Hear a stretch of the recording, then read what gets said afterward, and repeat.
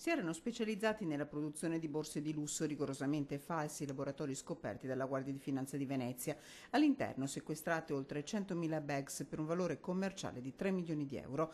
A far scattare l'operazione i Baschi Verdi, che in un negozio cinese del centro storico veneziano hanno notato una Birkin di Hermès, valore commerciale del modello meno costoso 10.000 euro. I nostri Baschi Verdi svolgono attività ordinaria di controllo economico del territorio, per cui è dovuta la loro intuizione sostanzialmente, partendo da una semplice intuizione di una borsa vista in un negozio, la capacità e la capabilità di arrivare ad aggredire le filiere del contraffatto. Dall'esame della documentazione contabile le fiamme gialle sono risalite ai depositi in Veneto, a Padova e a Villorba, nel Trevigiano, e da qui ai produttori, aziende dislocate tra la Toscana e le Marche, sequestrando foto, fustelle metalliche e minuteria, tutto l'occorrente per realizzare borse tanto simili alle originali da causare qualche difficoltà persino agli esperti delle maison francesi. Oscurati anche 3 outlet virtuali, siti online registrati in Sud America e nell'Asia orientale. Il GIP di Venezia ha